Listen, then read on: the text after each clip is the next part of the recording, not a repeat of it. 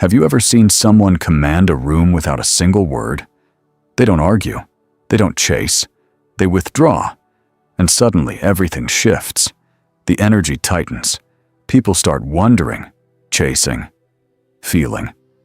Now imagine that power is yours. Stop reacting. Choose silence over impulse, distance over explosion. Watch what happens. When you're no longer emotionally, physically, or psychologically available on demand, the world around you destabilizes. Why?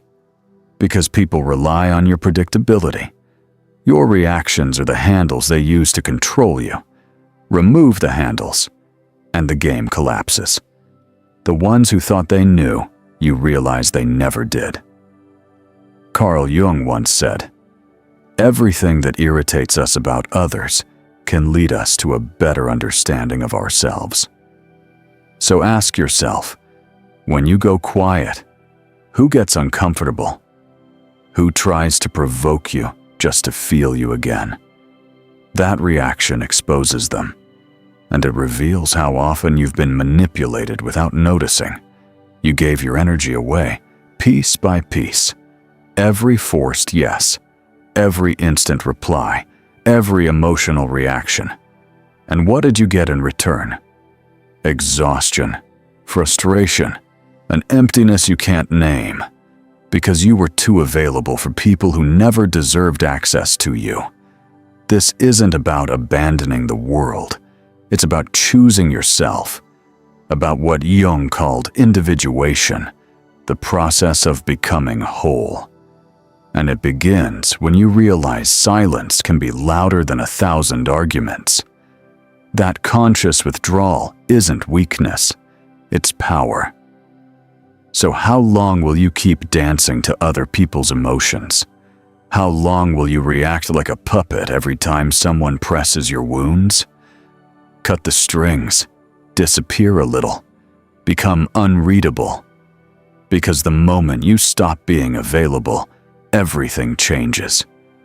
You were trained to be accessible, to respond fast, to say yes, even when it cost you. Since childhood, you learned your worth was tied to how available you were. But that belief is a trap. Excessive availability isn't kindness, it's a prison. Stay predictable and you become a tool. An emotional emergency button people press when they need attention, comfort, validation, then discard when they're done. You think being there for everyone will make someone be there for you. It won't. Jung called it the persona, the mask you wear to be accepted. And that mask keeps you trapped. You say, "I'm fine," when you're suffocating. You respond when you're drained. You explain yourself like you owe the world something. But every time you center yourself in someone else's story, you disappear from your own. Constant availability is self-abandonment in disguise, a quiet addiction to approval, a fear of rejection. And it costs you your peace. Your energy is not infinite, and the truth is brutal. The more available you are, the less you are valued. What's always there is rarely respected. So stop. Think. Who truly deserves your presence? Or better yet, who deserves your absence? Why do you react so quickly? Why do you give in so easily? Jung had an answer. Psychic energy. Your mind isn't passive. It's an energy system. Every thought, every emotion, every reaction costs you something. So who's deciding where your energy goes? Because every impulsive reaction drains you. Every pointless argument. Every attempt to prove yourself to people who don't care. You're spending your strength on what gives nothing back. And the more you react, the more you're trapped. Emotionally drained people aren't weak. They're misdirected. And exhaustion makes you vulnerable. Easy to read, easy to use. Manipulative people don't need force. They sense your openness.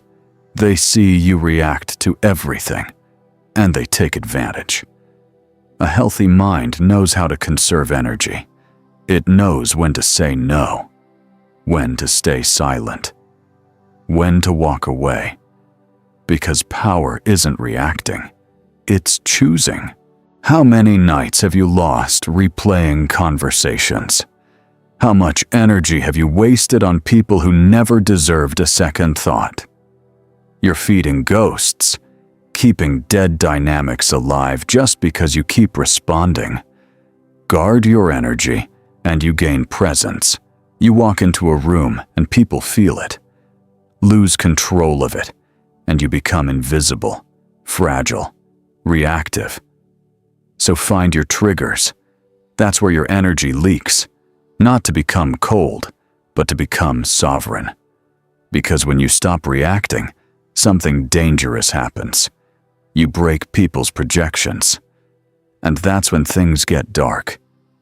You think you're in control, but most of your reactions are programmed, predictable.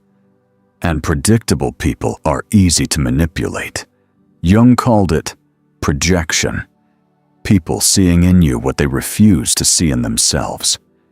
But here's the hidden truth. The more available you are, the more you become a canvas for their illusions. That friend who only calls in crisis. That partner who needs you to fix everything. That person who praises you, as long as you're useful. They're not connected to you. They're attached to the role you play, and you accept it because you're afraid. Afraid to disappoint. Afraid to lose them. The most powerful manipulation doesn't scream. It whispers guilt. It convinces you that you owe your time, your energy, your peace. But the manipulator doesn't need to control you. They just need you to keep reacting. Stop reacting, and the illusion shatters. Say no. Go silent. Withdraw. Watch how quickly the mask they placed on you falls apart. And watch how uncomfortable they become when they can't define you anymore. Your silence forces them to face themselves. And not everyone can handle that. They'll criticize you, accuse you, create drama. Not because you're wrong, but because you stopped being useful. Jung said, "We do not become enlightened by imagining figures of light, but by making the darkness conscious. When you withdraw, you expose that darkness, and that's when real power begins. The modern world is loud. Everyone wants to speak, prove, win. But there's a power few understand. Silence. Not passive silence. Strategic, conscious, controlled silence.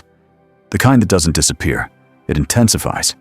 When you stop reacting, you start seeing patterns, manipulation, cycles.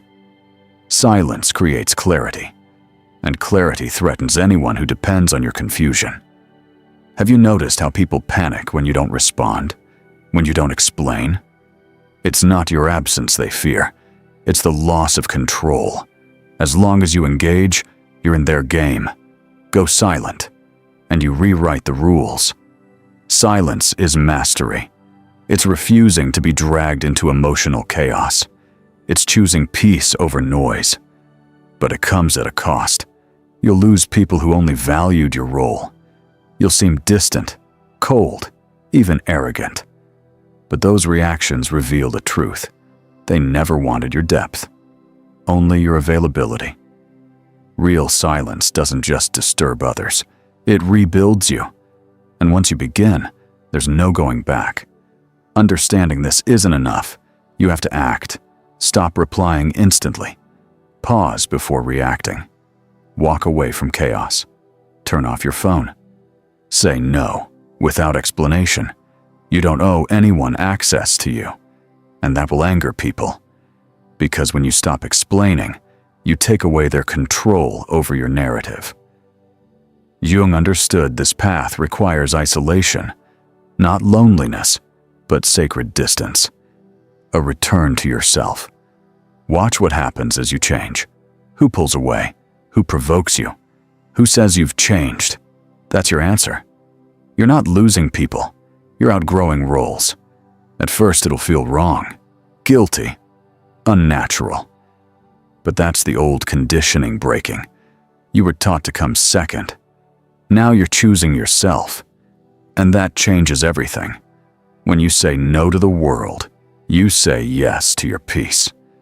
When you withdraw from toxicity, you reclaim your life. When you stop explaining, you start being respected, even if by fewer people. Then comes the silence, heavy at first, loud in its emptiness. You'll question everything, but slowly it transforms, it heals. And then, solitude, not loneliness, presence, your presence. In that space, clarity replaces confusion. Peace replaces anxiety. Strength replaces need. You stop reacting and start creating. You stop being shaped and start shaping. Yes, you'll lose people, but you'll find yourself. You'll be misunderstood, but finally, respected. Because what isn't easily available becomes valuable, rare, unforgettable. This is your rebirth, a life where you no longer accept emotional crumbs, mind games, or empty connections. Only what aligns with your peace. So ask yourself, are you ready to be misunderstood in exchange for freedom? Are you ready to choose yourself, even if it means standing alone? If you are, then you already know the answer. Choose your peace.